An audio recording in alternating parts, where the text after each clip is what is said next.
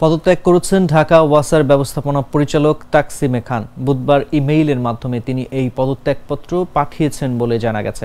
ওয়াসার সূত্র জানায়, পদত্যাগপত্রে অসুস্থতাজনিত কারণে ওয়াসার ব্যবস্থাপনা পরিচালকের দায়িত্ব পালন করতে অপারগতার কথা জানিয়েছেন তিনি। 2009 সালে ঢাকা ওয়াসার ব্যবস্থাপনা পরিচালক পদে প্রথমবারের মতো নিয়োগ পেয়েছিলেন তাকসিমে খান। এরপর দফায় দফায় তার মেয়াদ বাড়তে থাকে। সর্বশেষ গত বছরের আগস্টে সপ্তমবারের মতো ওই পদে আরও 3 বছরের জন্য নিয়োগ পান তিনি। গত 5 আগস্ট শেখ হাসিনার পদত্যাগের পর থেকেই তাসকিনে খান একদিনও নিজের দপ্তরে আসেননি।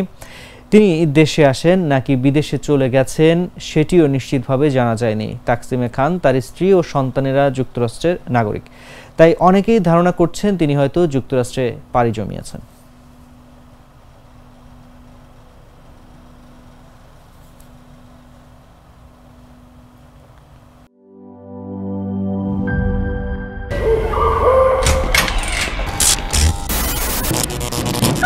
কি হলো?